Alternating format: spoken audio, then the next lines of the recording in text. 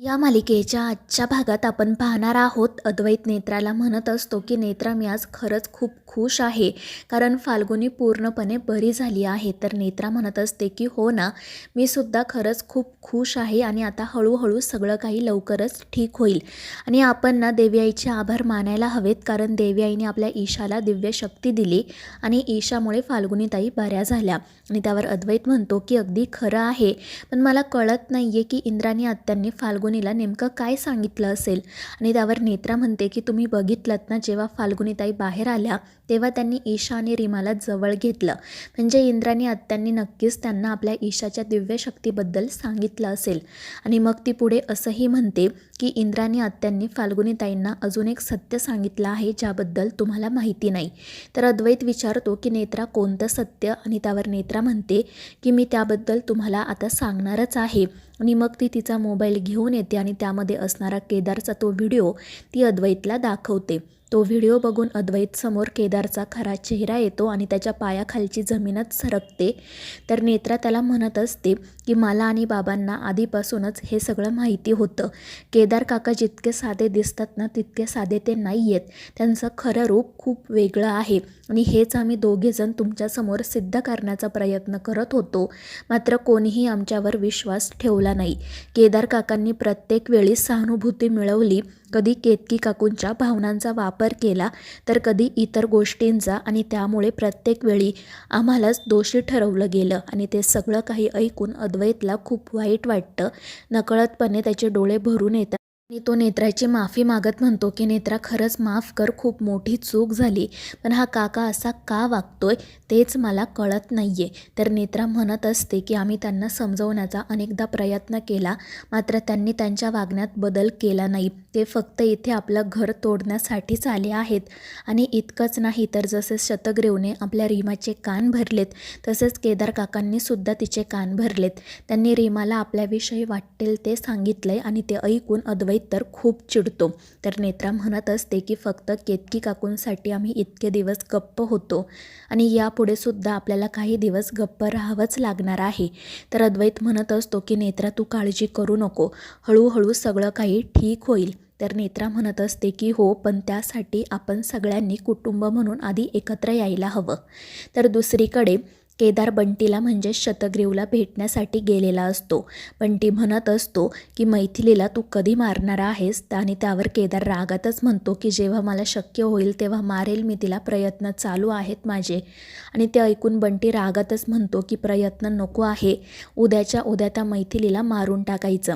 आणि ते ऐकून केदार चिडून म्हणतो की उद्याच्या उद्या कसं मारणार आहे मी तिला.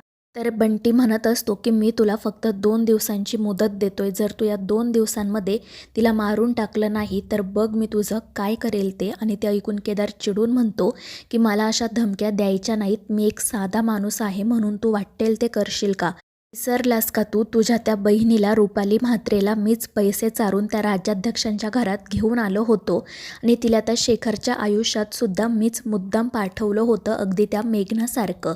त्यामुळे या धमक्या वगैरे मला द्यायच्या नाहीत. आणि ते ऐकून बंटी म्हणजे शतग्रीव जोरात केदारला धक्का देतो आणि त्यामुळे केदार भिंतीवर जाऊन आदळतो आणि खाली पडतो. आपल्यासोबत काय घडते हे त्याला काही कळतही नाही. आणि तितक्यात शतग्रीव त्या ठिकाणी येत त्याच्या छातीवर पाय ठेवत म्हणतो की मी सांगितलेलं काम 2 दिवसात व्हायला हवं. जर तू त्या मैथिलीला मारू शकला नाही ना, तर मी तुझ्या डोक्याची 100 शकलं करेल, हे लक्षात ठेव. आणि ते ऐकून केदार तर खूपच घाबरतो. तर दुसरीकडे नेत्रा अद्वैत झोपलेले असताना अचानक कोणीतरी त्यांच्या रूमचा दरवाजा वाजवतं. ते दोघेजण पटकन दरवाजा उघडतात तर बाहेर तेजस आणि फाल्गुनी उभे असतात. आणि मग त्यानंतर अद्वैत त्यांना आतमध्ये बोलावतो. तर फाल्गुनी रडतच नेत्राला मिठी मारते आणि तेजस रडतच अद्वैतला मिठी मारतो.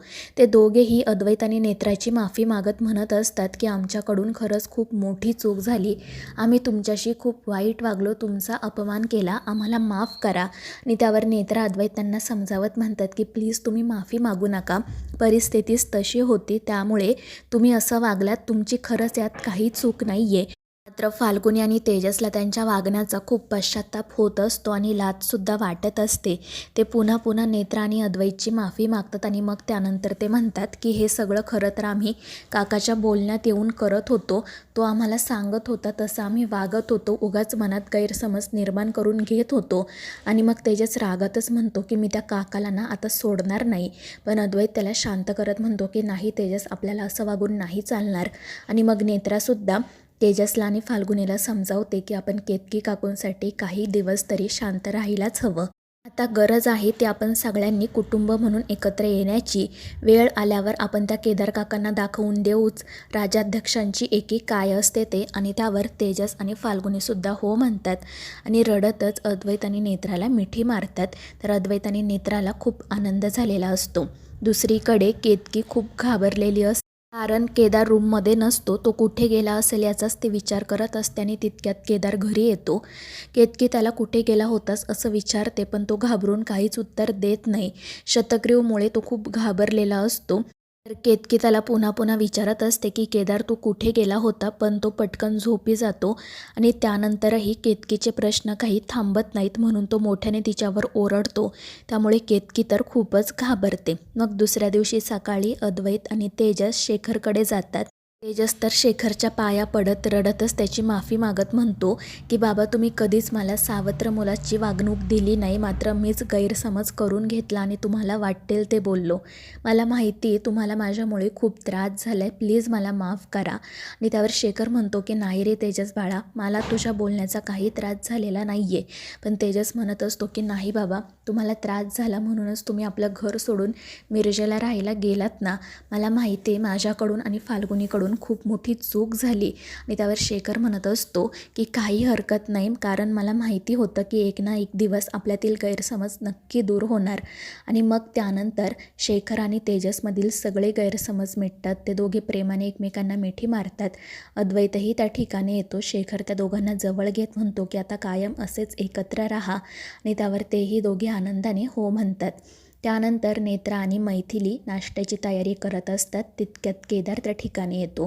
तो रागातच त्यांच्याकडे बघत असतो. मग फाल्गुनीसुद्धा त्या ठिकाणी येते.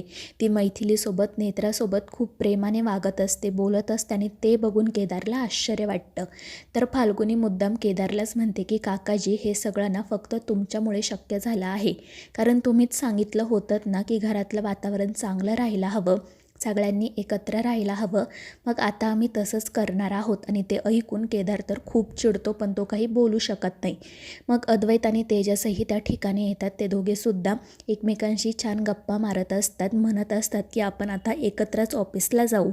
आणि ते ऐकून केदारला नेमकं काय सुरू आहे तेच कळत नाही. त्यानंतर मग नेत्रा रीमा आणि ईशाकडे जाते. ती रीमाला म्हणत असते की चल, मी पटकन तुझे केस विंचरून देते. मात्र रीमा रागातच नकार देत म्हणते की तुझ्या ईशाचे केस विंचर, माझे नको.